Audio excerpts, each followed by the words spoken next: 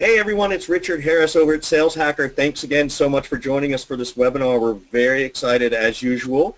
Hope everybody had a great end of the month. It's great to sort of kick off a new month with a new webinar. So today's strategy or today's discussion is 3 quick strategies to drive sales productivity. I know with less than 60 calendar days in the fiscal year or the calendar year, it's a good time to be doing this discussion. So I want to make sure that we spend a little bit of time giving up the rules of the road as we normally do. So the first thing is keep in mind that anytime you put something in the question box, that's awesome. We monitor the questions. We will gladly ask them. Anytime you put something in the chat box, it lets everybody see it. So if you guys want to do a little bit of socialization and trade ideas while we're talking, feel free to use the chat box separate than the question box. But it's always great to have engagement. As you know, we love to get questions from the audience throughout the presentation. Of course, we will let them happen at the end of the session, but during the presentation often makes for a great engagement and more exciting. So without any further ado, I want to spend some time introducing the folks we've got with us today. First, we've got Robert Fox, who's the VP of America Sales and Delivery from Strategy to Revenue. He's got over 20 years experience in sales enablement and brings a tremendous wealth of knowledge in the sales space and enablement operations to management and training in both direct and indirect channels. Robert and STR are recognized leaders in helping their clients achieve strategic growth objectives through implementation of personalized, role-based learning journeys. He's also a founding member of the Sales Enablement Society, which I've recently joined, and I can tell you that it is a great group to be a part of, along with Sales Hacker, of course. So Robert, thanks for joining us. Welcome. Thank you. Yeah, Jake. We also have Jake Miller from Allego. And Jake, if I mispronounced that, please correct me. Every startup's creative, and I hate to butcher somebody's name. That was good. All right. So he is the product marketing manager and has been telling the story of Allego customers and products since 2016. They have had tremendously rapid growth and become the #5 fastest growing software company in America on the Inc. 500 this year. That's an impressive feat, Jake, so congrats on that one. He is passionate about sales performance and incorporates a ton of experience as a top producer in high-ticket retail space into his approach for supporting high-performance software teams over at Allego. So, Jake, thank you both for being here.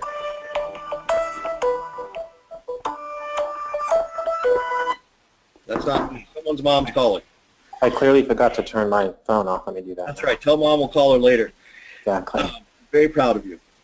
So with this session is going to be a little different. I'm going to turn the controls over to the gentleman here, and I'm going to sit back and take questions from people. Please, everyone, go into the chat feature, introduce yourself, let people know who you are, the size of your team, the name of your company, whatever it is you want to do to sort of promote yourself. But I'm going to turn it over to these 2 gentlemen and let them work the webinar, and I'll jump in with questions when they come along.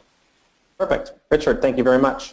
So welcome, everybody. As Richard started off, I think it is a great time of the year for us to come together because most of us are either in the initial stages or well into the stages of preparing for what our programs and our focus is going to be for next year. So what we want to do over the next hour or so here is really give some ideas in terms of thinking about processes. Where do I start?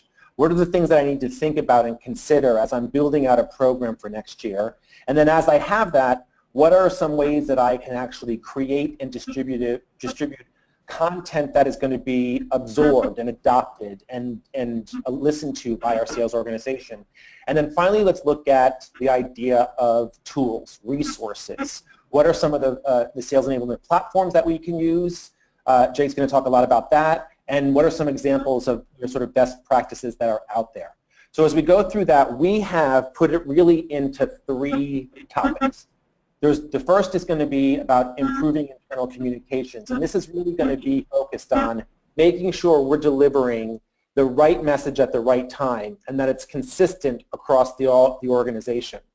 The second topic is going to be about conducting effective meetings, and we're going to look at this from both internal and how do we drive results for the training programs, the internal meetings that we have, and that ultimately, secondly, we're going to be looking at the face-to-face, the client-based meetings, and what do we have the confidence in our resources that they're actually driving to value and delivering value on every engagement. And then finally, we're going to talk about peer-to-peer sharing. And we know that every organization has a few stars and has people that are doing all the things right in their sales activities. Let's figure out ways, and we can give some specific examples of how we can leverage those people to make sure that we're using them as trainers and we're allowing them to actually share those best practices out. So those are the three areas. The topic today is around sales productivity. So I really want to start talking about what does productivity mean. So this is actually a definition of productivity, a measure of efficiency of a person, machine, factory, system, etc., in converting inputs into useful outputs. And the key here is that it's into useful outputs. So everything that we need to think about and the way that we create our programs needs to look at outputs. What do we want people to be doing? Just because they know something, just because they've attended a webinar, just because we've taught them something, doesn't mean that they are productive, because they're not necessarily delivering something on that. So we need to make sure that we are focusing on the outputs. Once we have those outputs defined, we need to define the competencies that are required. So we need to know what knowledge, what skills, and what processes and tools by role within our sales organization they're going to need to be productive in their role. So from knowledge, what market knowledge do they need? What competitive information do they need to know? What products? How do they understand our products? Skills can be anything from negotiation, presentation, value selling, hunting skills, whatever it may be. Processes and tools are, what are those tools that are in place that our sales resources can leverage? Are there sales enablement platforms? Is there a CRM? What are those tools? So when we look at these competencies, all of the combination of this is what the sales enablement program needs to look like. A sales enablement program isn't an event. It's a journey. It's a process that includes all these trigger points. So we need to make sure that we think about the end in mind. We define the end in mind and then drive towards getting people there so that we know the outputs that we want them to achieve. Now, so the next question really comes from, how do you actually define outputs, outcomes? You want, from your productivity, you really want people, the results to either they're closing more deals in a shorter period of time, shorter sales cycle. They're extending the outcomes into a higher yielding deal. They're adding additional products. They're able to drive higher margins with a unique value proposition, whatever it may be. But we, in our roles of being able to make sure that our teams are achieving these outcomes, need to figure out how do we start. And where we start is with the strategy. Everything starts with a strategy. So is your growth strategy this year going into new markets? Is it expanding into verticals or different territories? Are there new products that you're launching? Are there specific solutions? Are you adding services to your offering so that you can sell solutions? What are your revenue goals or even your product mix goals, margins, or value propositions? How do you differentiate yourself from the competition? So we, as sales enablement resources and sales enablement needs, we need to think about asking the questions behind the strategy to say, okay, if we're going into new markets, into new territories, what are the outcomes you want? What are the things that you want? So we are often in situations where we call out managers or sales leaders and we ask questions about what enablement programs they want for next year. And they tell us, and we become reactive. We don't want to be reactive. We want to ask questions. So if someone says, we really need to do something around hunting skills, well, what do you mean by hunting skills? Are you talking about hunting for new opportunities in your existing client base? Are you talking about going after net new logos? And if they're going to do that, the journey that takes them to get there and the competencies that we prescribe is going to be different. So our job is really to translate, is to ask the right questions so that we can make sure we're translating that strategy into a sales enablement journey that is going to deliver the outcomes that our company wants to actually deliver on that strategy and reach your strategic goals. How do we do that? Where do we go for that? And it's about asking questions. We can't, again, react. We have to ask the right questions. So there's lots of different areas because sales enablement now isn't a standalone. It needs to be looked at across all areas of the organization. So if we know the strategy and we understand, is corporate marketing and the brand and the messaging that's going out to our potential customers or our prospects in line with what we are trying to achieve with our growth strategy? What about the processes and tools? Are there new processes that we are expected to follow in order to achieve some of those growth strategies? Product marketing. Is product marketing and the content that they create actually something that's going to deliver value to the salesperson's processes? Is it going to help them, or is it really more just sort of, creating a unique message? Market research. If we're going into new markets, do we know what's going on in there? What's the competitive positioning in those markets? What are some of the key business challenges that those markets have? Corporate culture. Is your corporate culture driving the strategy? So if your strategy is around selling solutions and your compensation plan still talks about selling products, there's a misalignment. And then ultimately, what are skills and knowledge? What do you have? What do you need to provide in order to create the right journey for someone to move from where they are today to where they need to be productive? So if we think about this, this brings us to our first question, our first topic, about improving internal communications. And when we think about internal communications, the first thing we need to do is we need to define what that strategy is, and we need to hear it. So this is a busy slide, I know, but let me break it down. If we're going to go from the current state, looking at our growth plan for next year, to the right-hand side to the future state, what's the difference in the sales targets? What's the difference in any of those components we talked about in the strategy? And so based on that, we now are going to have, if you go down from future stage to bottom right, initiatives.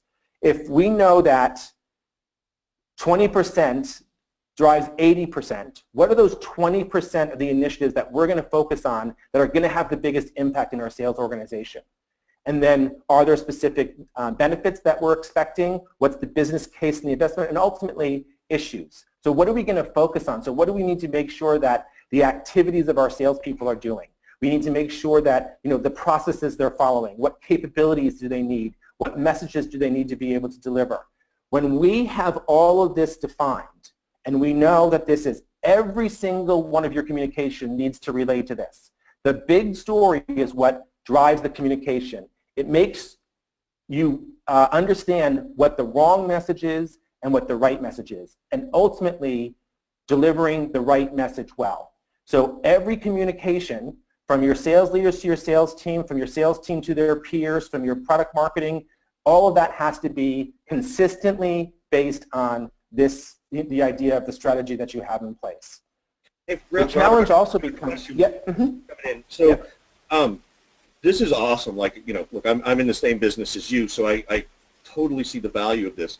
I think one of the challenges I see with people is that they may not have the resources, and I don't mean the financial resources to hire someone like you, but strategically the bandwidth to do this. So do either of you, like, let's say you're a smaller company, you've only got 30 or 40 employees, right? Decent size, you've got some nice run rate, you've got some VC money coming in. This can feel very overwhelming. Where would either of you encourage someone to just start, right? Because I think the first part about all this is at some point you just got to start somewhere, and I love that you have it sort of in different ways so that people can kind of figure out where to start. But what advice do you have for people who can't go quite this robust but still want to follow this kind of pattern? Yeah, I mean, so it is a busy slide. So but I think there's really three questions that you need anybody needs to answer, any company. What is your target market? Where are you going to target? What is your value proposition? How are you going to differentiate yourself from the competition? And then how do you get your resources behind that? So how do you get your resources, the capability to deliver that value proposition to that target market? So it comes down to really three questions. That's great. Thanks. Jake, you're sort of shaking your head in agreement. Anything you can add to that? Yeah, I mean, I have a number of things that I was going to talk about kind of tactically that I think I'll save and come back to that question. Great. All right, we'll do that. All right, go ahead. Sorry to interrupt, but good question. Good. We want to do it. So the idea being, again, if you have this, you're delivering the right message. We have a challenge today that there's lots of different ways to communicate. I always, in talking to some of the people in my organization, they'll say, oh, well, I talked to that person yesterday. And then as you ask more questions, you find out that really they had an email exchange, and now email is almost becoming saying, like, I talked to that person. So with all these different challenges and the ways to communicate, Jake, I know you have some really good best practices of things that you can talk about on best ways of making some of this communication be received the best way. Sure. So yeah, I just kind of like to start out by just asking everybody to kind of take a step back from work for a moment and think about how we all communicate with one another in our day-to-day lives.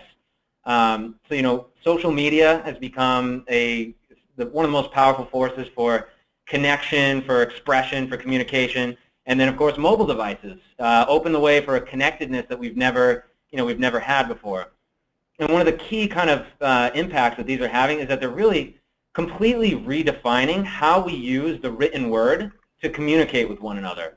So, we're way beyond the days of sending letters, obviously, way beyond the days of sending notes, and even using email outside of work is not something that anybody is just not as prevalent. So, nowadays we text, we tweet, we post, and our written communications are really, they're short, they're a lot of times in real time, and they're continuous. But when we want to communicate something more interactive, or when we want to communicate something more in depth, we save it for some kind of more interactive medium, like Skype or FaceTime, or if we want to better illustrate a point, we'll use emojis and memes, using images.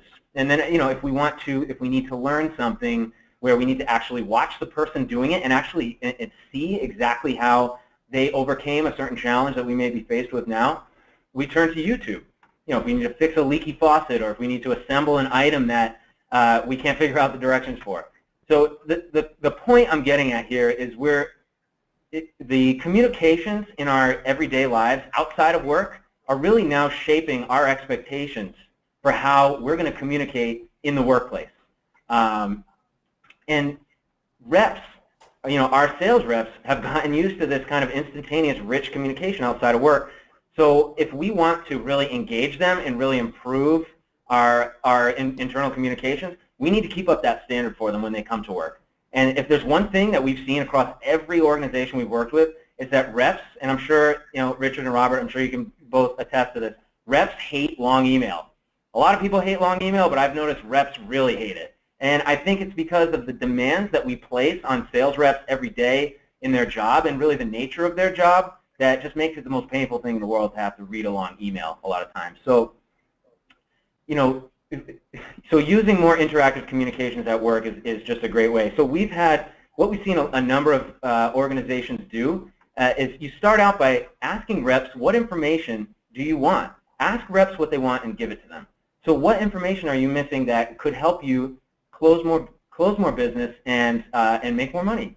And so, for example, we had one organization, the sales group, wanted more information from product marketing around, how are we going to use these different assets that you're coming out with? What scenarios, what buyer personas, etc. So they started out trying to use just written descriptions and place them next to the asset, but it didn't work. Sales reps didn't feel like reading it. So what they did was had the product marketing team, for every new asset they came out with, just create a short 2 or 3 minute video describing how to use it, and then placing it with that asset. So anytime a sales rep wanted to go use that piece of collateral with a customer, they had a description of kind of a best practice of how this was intended, how this was meant to be used. And it's something that reps completely ate it up.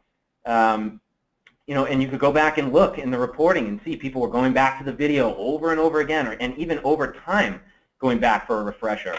And then ultimately, you're getting more consistent execution, more consistent usage and utilization of this collateral in the field, and it opens the way for better analysis of, is this stuff working or not? Because you have that control.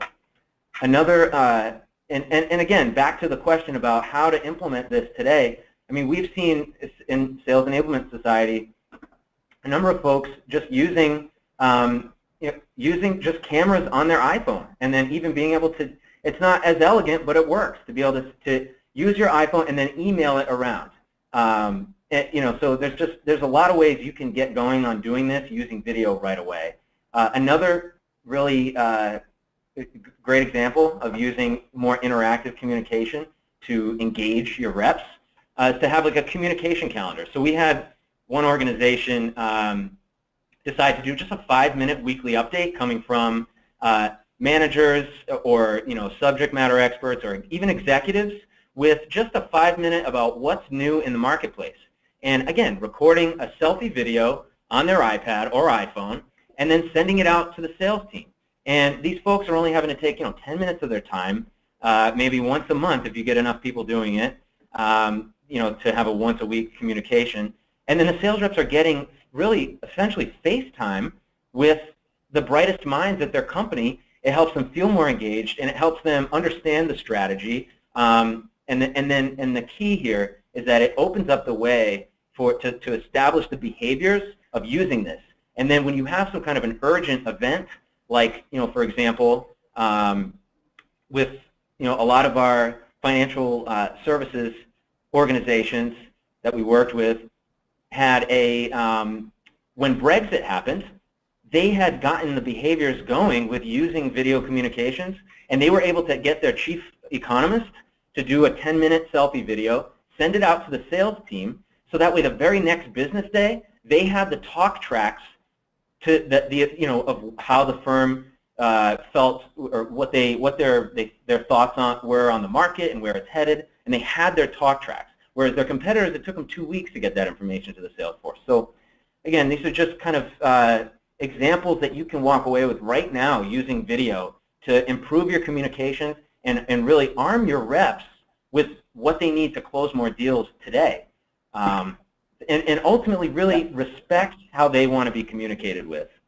So kick it back over to Robert. Yeah, I mean, I think that's great, because I think what you're saying is kind of leading us to our next topic, which is about these effective meetings. And if they have, your Brexit example, if they have that message available quickly, they're making sure that all those meetings that they're having right away, they have a consistent message to be giving out to everybody. I'd like to chime in on this one a little bit too, and I've got a question for you also. But perfect. And this is really for those veteran people who are slightly older than you, Jake, because you're the youngest. You represent a different demographic for us. What I have to remind people often, particularly executive levels at larger organizations, that what's prompting this change isn't the millennial effect. What's prompting this change is the technology, and specifically what I mean, 10 years ago, 11 years ago, in 2006, the best technology I had was at work.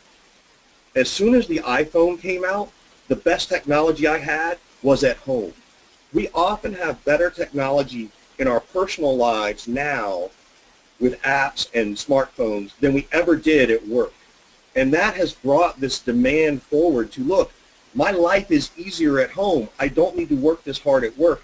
And corporations, particularly big corporations, slow down because first of all, there's, whether it's Sarbanes-Oxley in the financial world or, whatever these regulations are, they have to be careful of it.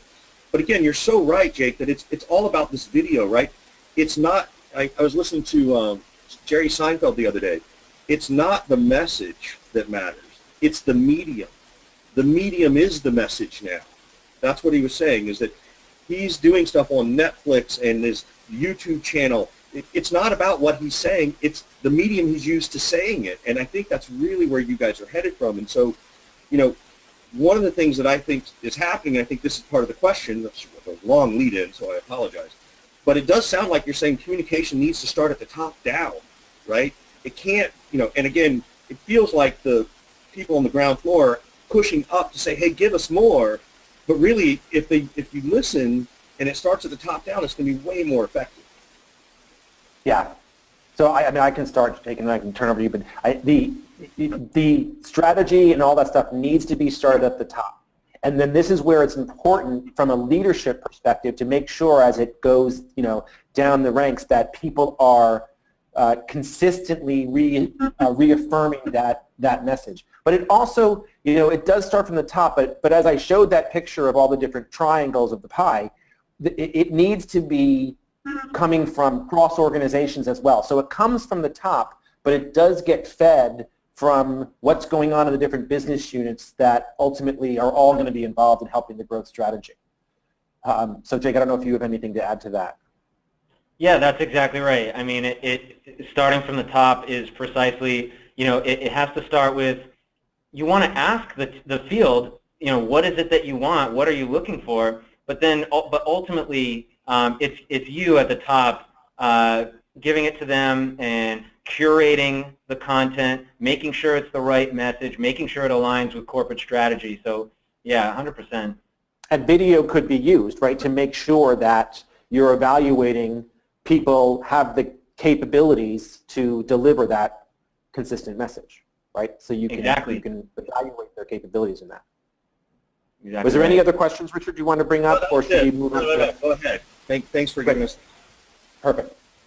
So conducting effective meetings, I looked at this from two perspectives. There's the internal meeting. So if you want to drive behavioral change, if you want to change the behaviors of your sales resources, that's one component of driving effective meetings. And then the second thing is making sure that you have the confidence to act in your people that they're delivering the right message. So they're directly related to each other, but we need to think about the fact that the behavior, the outcome is an effective meeting, but there needs to be a route to get there, as we talked about earlier. So the idea being that there's two kind of things we need to do in terms of making sure we're giving people the right competencies and reaffirming their behaviors. One is that you're starting with defining the competence required to make someone productive. I talked about this a little bit earlier with the 3 pillars and the competencies that are associated with it. But there's you want to potentially do this by role. And recognize that the end in mind, the goal, the competencies by role are the same no matter what the tenure is of the person that's in the company. The route and their engagement to get from where they are to where they need to be is going to be different by individual. So if you are onboarding someone, the goal in terms of the competencies required is the same as someone who may have been in the business for 30 years, but there may be aspects that new hire in their onboarding program needs to take and engage in that's different than the person that's been that tenured resource. So ultimately, when you define what the end in mind is, that's where you make sure that everybody's going in the same direction. The second thing is the idea of these sales leaders and making sure that you define the role of the sales leaders and ultimately the cadence that they need to put in place. They're the ones who are going to be driving the adoption. We all are very familiar with the world where we hire the most productive sales resource to become a sales leader and we don't give them any training or any structure about what their job is. They think their role becomes this superhero closer and they get brought in to close all these deals. But the reality is that they need to empower the people on their team to be that effective resource that's going to, that can close without them. So if we define these things and set expectations, then we need to think about how do we actually get the habit. So we use this acronym TEACH. And ultimately, the result is that we're driving to a habit. We're getting someone, their behaviors as part of a habit. So you start with tell. How do you transfer knowledge? Whether that's e-learning, a webinar, tell them what they need to know. Then we want to go into examples, case studies, scenarios, role plays, where in a safe environment, again, webinar, face-to-face, whatever opportunities you have, people are practicing how they execute what you've told them into their behaviors. And you're sharing best practices, you're talking through things. So ultimately, you're increasing their confidence. And you can see their confidence growing. So you gain confidence in them. The next step would be action. So based on what we've talked about and we want them to do, now we want them to start executing on that. Whether that is creating a plan, whether it's seeing them face-to-face in front of a client, whatever it may be, we want to see these things applied. And leadership comes in really important at the consolidate stage, even though they're involved in all this. But consolidate is where they're viewing and they're reviewing the behaviors of their team to make sure they are implementing what you asked them, that they've adopted these behaviors, that they're changing and following the route that you want them to do. And where they're not, the leader needs to act as a coach and say, these are some things I need you to think about. Here are some ideas or suggestions of what you may do. And then, using true coaching skills, asking questions, pulling it out, so that ultimately, the sales resource will be able to come up with their own conclusion And then as those things become more and more practice, it becomes a habit. So if you think about this, a whole idea of this acronym of TEACH, thinking about how you put together, that journey. Sales enablement today is not an event. It's not a webinar. It's not a meeting. It's not a check. I've attended this. It's a process. It's a journey. And so you need to put together all these steps in the journey to reinforce it. And it really, some of this can be really done very simply. And I don't want to make it sound complicated. And Jake, I know you have some ideas of thinking about what are some quick and easy ways for people to do this. Sure. So Jake, are you there? We lost you. There you are. Yeah. Yep.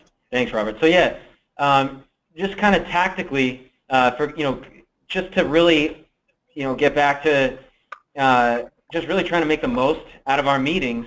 A great way is what we see a lot of organizations doing is taking advantage of this concept of the flipped classroom. So just a little bit of background, kind of the way we always used to approach getting together to teach or learn.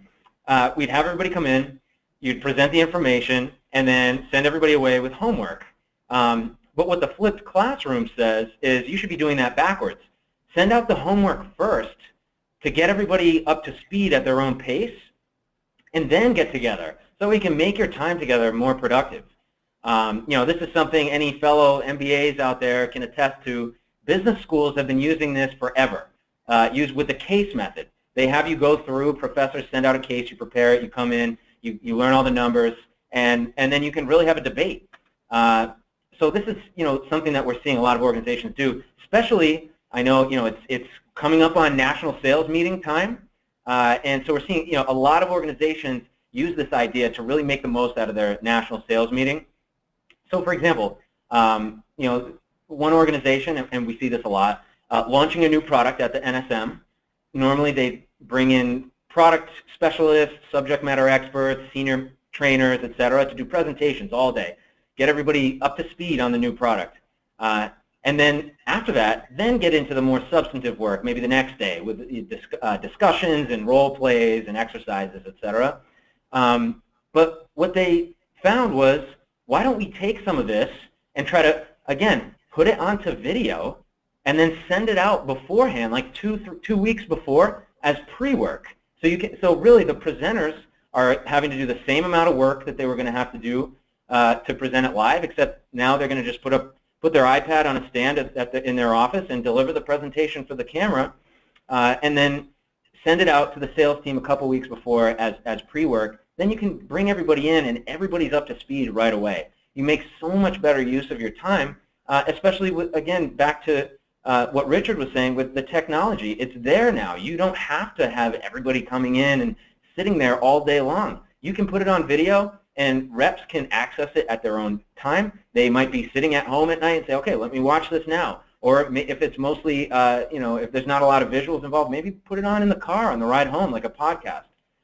So again, just kind of easy ways that you can take right now. I mean, you can get just the camera on your iPads and mobile devices. You can take this and you can start to do this and send it out to your sales force, and just make the best of your meetings.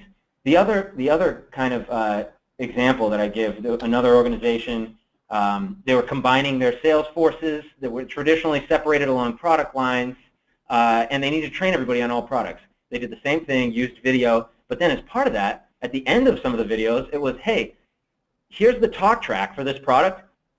You go ahead and please record your version of how you would handle this, how you would position this, and please record your version of this talk track and send it in. So you start to get into video role play. And again, you can have more sophisticated technology where you're actually, it's just embedded right into the video and the person can click. Or maybe it's just at the end of a video that the manager says, okay, please now go ahead and record your version. But whatever the case is, it takes a lot of this offline and it lets you really maximize your time together at the NSM. And then you take all those concepts, break them up into pieces, and this is the other part, extend beyond just the one session there at the NSM, because we've all heard about the forgetting curve. Everybody talks about it. 80% of information is going to be lost if you don't use it. You have to use it or lose it. So break the information up, send it out in some convenient way to reps on their mobile devices. Maybe it's little quizzes, maybe it's just little quick videos or audio or whatever it may be. But follow it up with reinforcement, and that's just kind of a key way. And then from there, the last kind of thing is maybe the best way to make the most of meetings is to try to eliminate them altogether. You see a lot of organizations using like a weekly phone update, like a 30-minute phone call. Move it over to video. Put it somewhere where reps can go access it offline on their own schedule. We had a number of organizations saying, yeah, people were tuning out on the phone calls, but once we put it to video and made it available for reps to access on their own time, it became some of the most watched videos we had. So again, just kind of a couple simple, quick strategies you can use to really make the most of your meetings. Yeah, I'd like to chime in because I run into this. You're calling them NSMs, I call them SKOs, right? The sales kickoff. Yeah.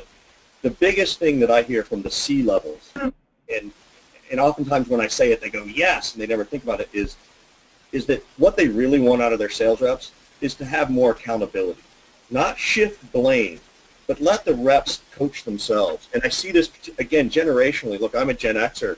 I'm the lazy sales guy, right? I think I know it all. I don't need this. I'm Grumpy Gus in the back of all sales trainings, right?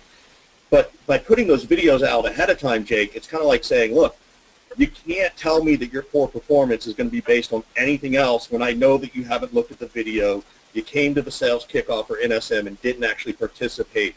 Like, it puts us the appropriate amount of accountability, not shifting blame, but accountability and responsibility to each person in the org. Right?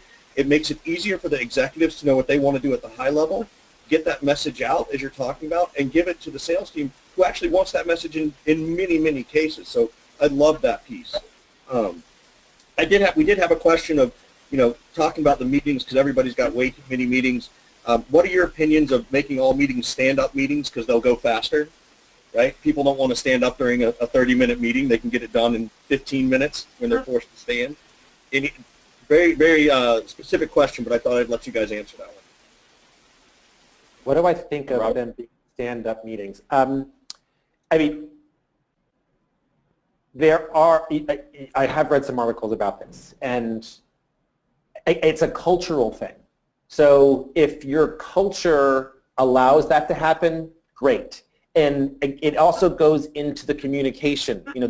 So to make those meetings effective, you have to make sure that the communication is set and the expectation is set to support that structure. So it can work, but with everything, I think it's making sure that you set the expectations in advance. And quite honestly, if you set the expectation that you want the meeting to go quicker and people have 5 minutes, and whether they're sitting down or standing up, it doesn't matter. It really is how you set the expectations to control the meeting on the front end.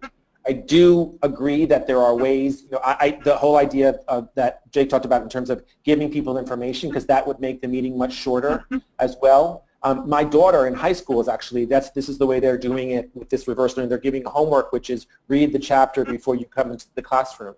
And with these sales kickoffs, they want people to be effective and have confidence that they have the ability to walk away from that sales kickoff to deliver the message that they're being asked to. So, whatever the meeting is, to me, it's about making sure that that you're setting expectations and clearly communicating that to people. Jake, I don't know what your thoughts are. Yeah, that's about what I'm thinking. And also, we do like a huddle meeting, in our marketing group at Allego, every day, or sometimes maybe just Monday, Wednesday, Friday, and we do try to make it a stand-up meeting to try to keep it to just a 15-minute, like, let's all get, let's regroup and what are our priorities today, this week, and over the next week. But yeah, I get from a tactical standpoint, the problem is a lot of times you need to be on your laptop to look at things that you're going to be talking about in the meeting. That's kind of the only, but yeah, I don't know if that's just me thinking small. But yeah, I think it's a long time ago where we didn't have laptops. Yeah, I heard about that. Yeah, I read about that. I get your point of view, but come on. What do you mean you need a computer? Awesome. All right, let's go forward then. Okay. So our last topic is about, driving peer-to-peer sharing. And Jake has referred to this quite a bit. How do you take the brightest minds and how do you use them to leverage, leverage that content, leverage their mind to actually train other people. So we're all very familiar with the Pareto principle. 20% of inputs result in 80% of your outputs. So you have 20% of your organization driving 80% of the revenue. We've all seen this. We've all kind of been challenged with this. The challenge that we have is to look at that 20% and what they're doing and actually identify what we should be replicating and using them to be the trainers or be a resource for you to share a best practice or to share a process that you want to develop. And I specifically say we want to identify what we should. I find and I see in a number of situations where I go into organizations, there's that one guy, that person that they're like, or gal, there's that one person that is that star doing great. And then when you talk to them, they're like, oh, I don't do that. I don't do that. So all the things that the company is asking them to do and the processes that they want them to put in place, they're doing all these workarounds, but they're still getting these huge results. That's not necessarily what you want to be replicating. There's always that exception, and I don't want people to promote the exception. I want people to promote and support the rule. What is the rule? What do you want people to do? And so that's what you want to put in place. So the idea is once you've defined what those best practices are that those people are doing, let's focus on the next 20%. So we can't be delivering resources to every single person. We can't be able to give everything to everybody. We need to make sure that we're looking at the things that are going to have the highest results. So we need to continue to support what needs to be in place to that 20% so they can drive the 80%. But then let's look at those people because, quite honestly, they have a lot more credibility than Richard, Jake, or I coming into an organization and saying, these are things you need to do. If you can actually use that person to actually promote a best practice there's credibility built in right there.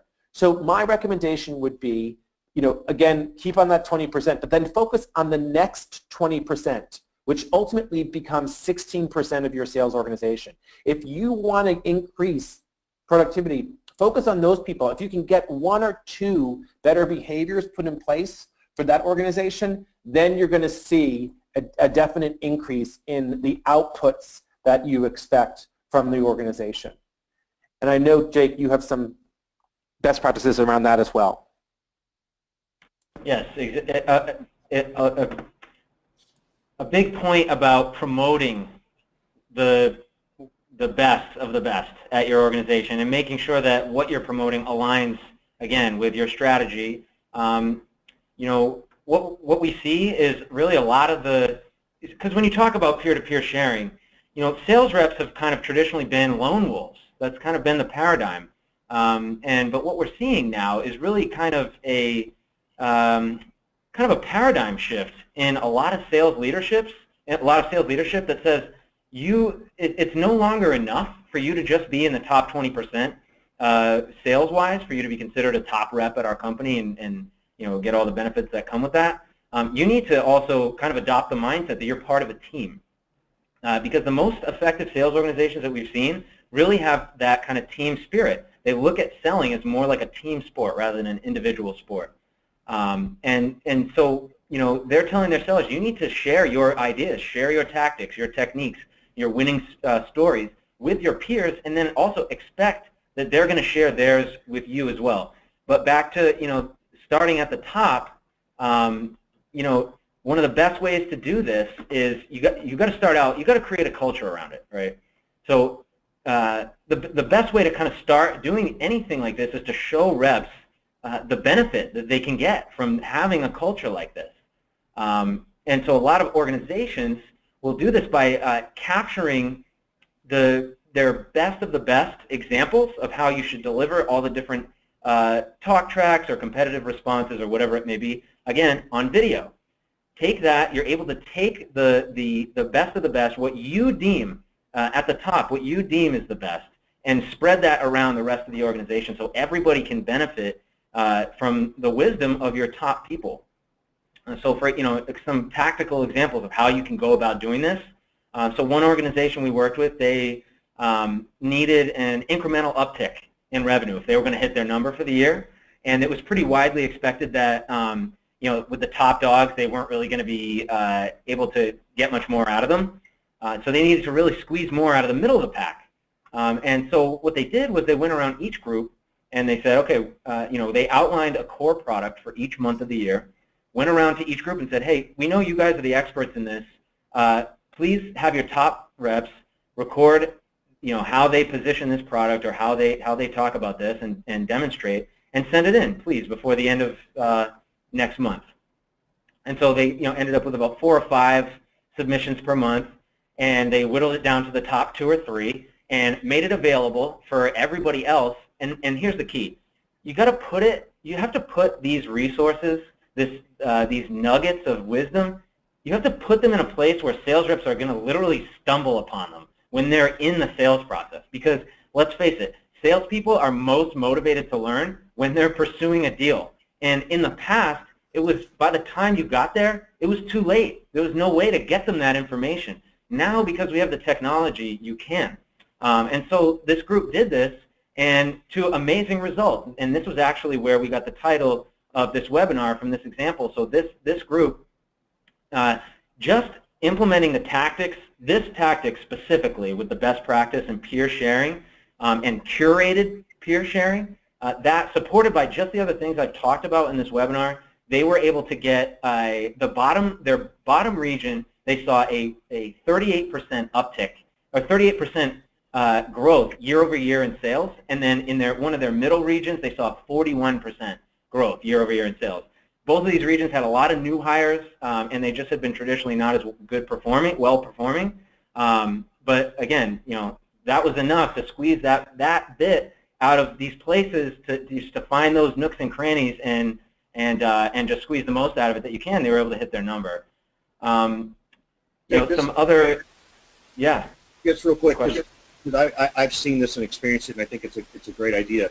I'd love for you to share to the team, because it's like, hey, one thing we're saying is, hey, create a video. So let's talk about, like, in this scenario of maybe it's an account you won, right, and you want to talk about it. What are the 3 things someone should put in that video, right? Should they be saying, hey, it's Richard, and you know what, I just closed Coca-Cola, and I was talking to this title, and they told me this was their pain. Like, what are those things that rather than just sort of the story, but there's some specifics in there that really need to be shared? I'd love for you to share that with the group of, like, these are the best practices we're seeing in those videos of the right kinds of nuggets to share. Yes, exactly. This actually tees up the next slide that I had. Oh, actually, no, it doesn't. No, it doesn't. I take that back. Sorry. But so what you're saying is key, because this is going back to starting at the top. You want to create a template of and work with your other leaders in the organization to figure out what are going to be the key questions to ask of these reps when they're going to record their video, so you can really get at the most valuable insight. So, I mean, a lot of times it's things like, well, a lot of times it's as simple as, how do you position, do a demonstration, please, right now of how you position product X. Simple as that. Just like if you're going to have another rep in the middle of the pack walking into a deal, you have this veteran here who's a top person who's killing it every year. How do they do it? And then make that video available to the rep in the middle of the pack. Also, maybe having a series of questions. What department did your buyer report into? What roadblocks did you run into throughout? What was the biggest roadblock in the sales cycle, and how did you overcome it exactly? And a lot of times this is about catching them, if you can catch them coming right out of a meeting, again, while things are fresh in their mind. We know you probably ran into this objection that we've been getting a lot lately. How did you handle it? Things like that. So again, coming from the top, for sure. Yeah, what I've seen work, and I'll just pass this along, and Robert, you may have seen this, is like, you kind of want to name the company, you want to name the titles, you want to name the initial challenges that they were wanting to talk to you about. And then the thing that I always encourage people to say is, let's not talk about what they wanted to solve, but why they chose you, because the why is the reason, way more so than the what. And if you can get people to sort of follow those 4 bullet points in either in a video or even a PowerPoint template, because I've seen people just do this in PowerPoint and Chatter and stuff like that on Salesforce. Those are the things I see. But Robert, what do you see like as the best practices to capture those nuggets for folks? I agree. I think there is salespeople today have a more challenging role than they had historically, and that is that they really need to be consultants about business. And so they really need to start the conversation. So on the video, they need to talk about what were the business challenges. And then to your point, Richard, I think is a great one, is why did they choose us, but why were we the best choice? What was the differentiators that allowed us to win different from our competition, so that we can make sure that we focus on the things that are unique to us without, sort of promoting other organizations that we compete with. And so it's really, the business solution that we are able to help them overcome, and why are we unique doing that? Great. Thanks for sharing. I'll turn it back over to you guys. Sorry I keep interrupting. No, it's good. I like it. Oh, no problem. Yeah, this is great. Yeah, so just to get real tactical, another way to really source these videos, because again, that's something that organizations have to implement. You have to put in you have to use tactics to be able to source these peer-to-peer insights, to be able to curate them and then make them available to the rest of the team. So, a great way is to use contests. So something we've had a number of organizations doing like a fantasy football type of contest, where if a rep closes a deal, it's a touchdown. If they do something that's related to closing a deal, it's a field goal. And if they record either video, audio, type it out, however, some kind of a key practice that they do, or something that they found works in the sales cycle with X buyer or with X product, submitting one of those, having that be an extra point. So this one organization, for example, did this, and this is did a contest, so it's totally opt-in, money-driven, prize-driven, but within the first week, out of a sales force of 70 reps, they ended up with like 45 submissions, because people wanted to participate in this, and it's easy. That's the thing. You have to make it easy for sales reps. That's what we sing to the hills all the time. Shout to the hills. And then so the next question often is, how do you get out of 40, 50 videos coming in every week? How do you get it down to the best 2 or 3? Because you can't be sharing 40 videos with people, with your sales team. So what they did was they just had all the videos get automatically routed back to the each individual's manager. And so they had about 10 managers for 70 reps, so 40, 50 videos per week. The managers having to look at maybe 4 or 5 videos. And these are 5 minutes long. You're talking 25, 30 minutes. Not much time for the managers at all. And they're scoring them, and then you take the top scores and make those the 2 or 3 best ones for each topic. And the other piece that we found doing this with organizations is that the managers actually want more videos, because they get a level of visibility into how their reps are delivering these talk tracks that they haven't had. They would have had to be going on ride-alongs with everybody all the time. So it's just kind of another kind of key way to really source these videos, and then really the stories start to roll in, especially if you're doing like the win reports, like Richard was talking about, where you have your reps.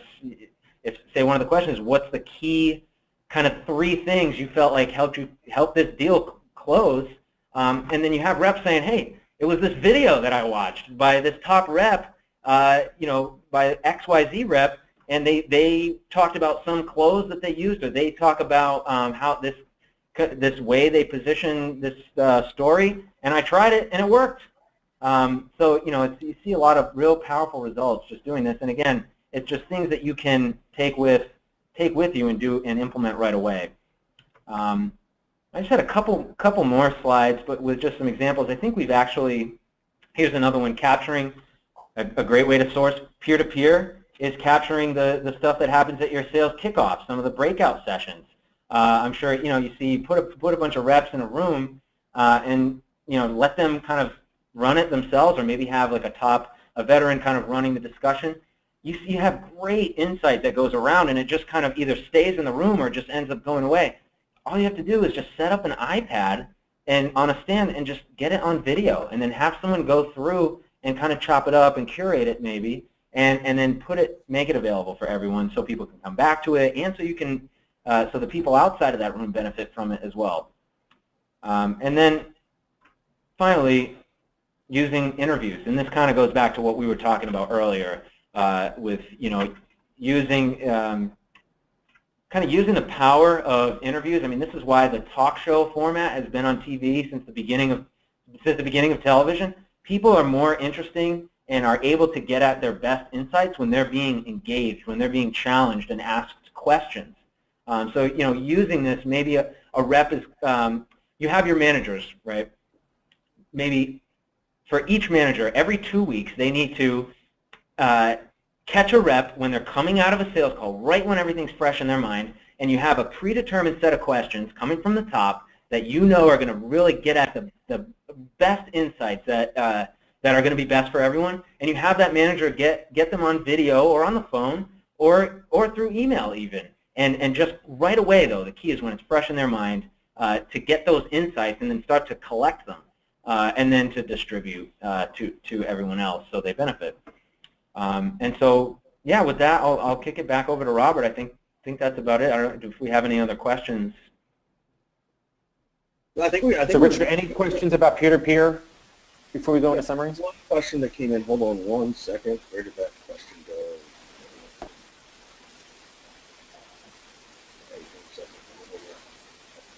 Closed out that question box by accident.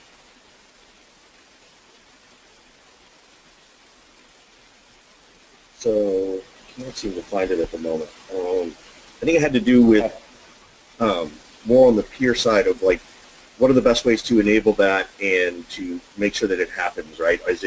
Are you telling your teams to become more like a podcast kind of a thing, like create their own little mini podcast? Like, how do you encourage that to occur, right? Because I think it's a fun idea, but now all of a sudden you got a lot of people trying to do things in a lot of different ways, and then it can, if you're not careful, it can get out of control. Right. Again, it goes back to the leaders, and then defining the expectations of the behaviors that they want, and then reinforcing those. From my opinion, I don't know, Jake, if you have thoughts on that. Yeah, I mean, I think kind of again the key is it starts. We keep coming back to this, but it starts from the top.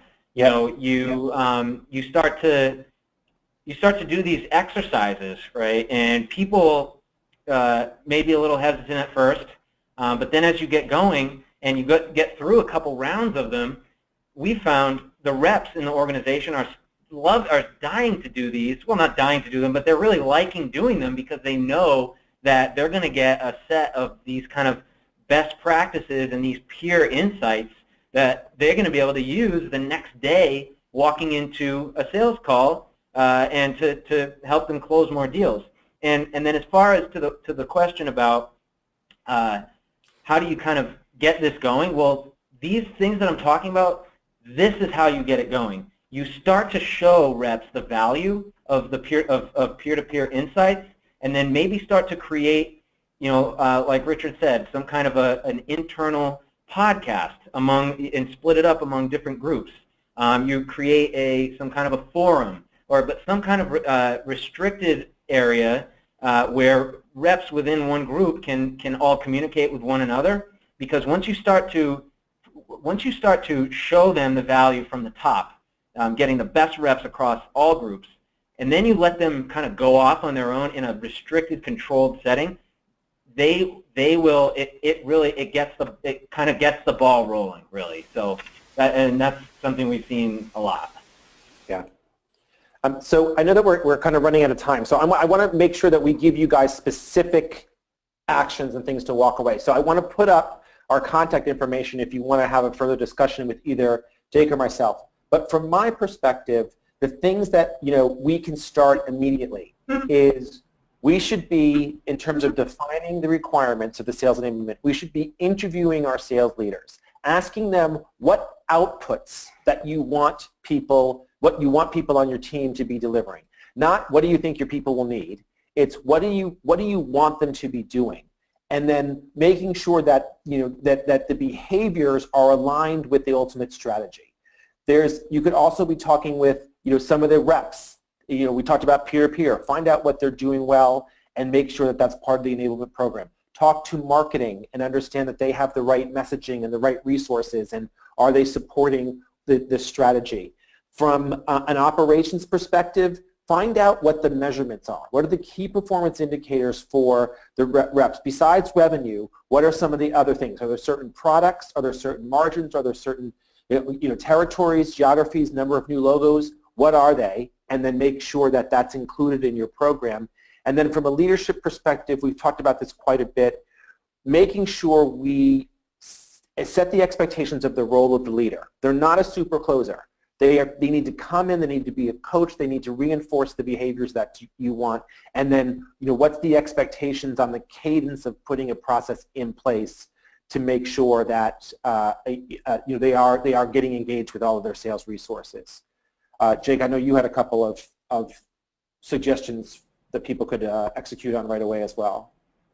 Yeah, so just getting kind of down super tactical, right back to kind of recapping just the things that I talked about. So for one, for internal communications, kind of three things. Start out by asking reps what they want and then giving it to them. What information are you missing? And then give it to them. And give it to them in a more interactive kind of format. Reps hate long emails. They don't like to have to read stuff. If you can use audio, if you can use video, just more interactive formats. Also, second, start like a communication calendar. Go around, get the brightest minds at your company. At all of our companies, there is just a well of just like talent that exists, and you want to make sure that that's getting out to your sales force. So get a calendar together. Get enough people so that way they only have to do a couple of them, maybe one a month or something like that. And then, if you have more than 4 people, you're getting more than once a week to the sales force. And then again, and then it sets up the behavior in the company. And then if you have some more kind of urgent information you need to get to the sales force fast, you can then be using that. They're used to getting information that they care about. Versus just another email from another department. 2, for effective meetings, just to recap, use pre-work. Use pre-work as much as you can to bolster your NSM and to get everyone in line beforehand. And like Richard talked about, it increases accountability. It increases the effectiveness of the interactions at the meeting. And then from there, reinforce it. You got to extend it beyond the meeting. Use some kind of repetitive quizzing, or sending out information in some kind of a bite-sized chunk. But use repetition to drive home the points, because people forget. If they don't use it, it's like a muscle. You will lose it. And then again, third, replace phone meetings if you can using video. And then finally, with peer-to-peer sharing, start out by showing reps the benefit that they get by grabbing the top folks at the company and getting them on video, so you can capture all the nuance and you can capture the inflection in the voice and the body language, and get that and spread that wisdom out over your whole sales force. You can do this by having people submit the selfie videos, use contests like I talked about with the fantasy football contest, also capturing what's going on in your sales kickoffs. That's a great, easy way to get going. And then also use interviews when it's fresh in their mind and they're coming right out of a sales call. And yeah, those are just some kind of quick ways that you can really get started on benefiting from this today. That's great. That's really great. Yeah. Real quick, thanks for putting up the contact information, because I know we've gone over, but can you give everybody the quick 30-second overview again of what you guys do? You guys have not made this an infomercial about yourselves, which we all appreciate, but I think you've all earned the right to sort of let people know what it is you do, in case they do want to talk to you in more detail about some help. Okay. So strategy to revenue, what we do is competency-based sales enablement. So we help organizations to define what is required of their sales resources to make them productive, and then we can do gap analysis to define by role and by individual where they are today to where they need to be. And we can help them through the journey of getting to the level of productivity that you need to actually achieve the outcomes that the company is looking for. And do you guys provide the training as well, Robert? Like once you do that gap analysis, you have the training, you have your own methodologies, et cetera. We have a whole skills library of interactive skills learning. We create personal stuff for some organizations, and we also have leadership and coaching training as well. Yeah, that's great. How about you, Jake? Share everybody what Allego does. I bet it has something to do with video. Yeah, no, we have nothing to do with video. We send long emails. No. So Allego is a mobile video sales learning platform. So it's a sales learning platform that leverages video sharing and mobile devices. And we're just designed to produce better revenue performance. And doing this by combining training, practice, video coaching, and content sharing, all formats though, not just video, we do all formats, into just a single app that's designed for sales teams.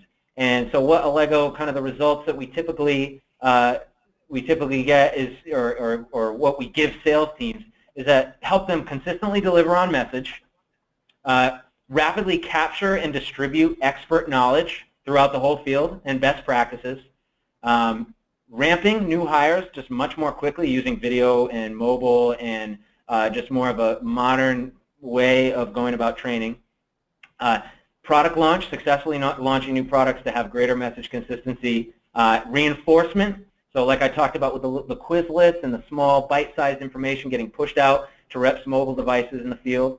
And then finally just providing easy access to the information that reps need. Like I talked about, the technology, traditionally, by the time reps were most motivated to learn, it was too late, but now we're leveraging this technology to be able to give them those insights so they can quickly pull down that key nugget of information right when they're about to walk into a sales call. So, yeah, that's Allego in a nutshell. That's great. Well, thank you both, and thank you to the audience for sticking around for a few extra minutes. We do appreciate it. Everybody's time is very valuable. It's our most precious commodity, so we appreciate you giving us yours. To Jake and Robert, thank you again for being a part of Sales Hacker today. We really appreciate it. And for those who are still on, please don't forget to also look at the Sales Enablement Society. I think it's a great group to be a part of as well. Agreed. Yeah. All right. Take care, guys. We'll see you next time. Okay. Bye now. Take care.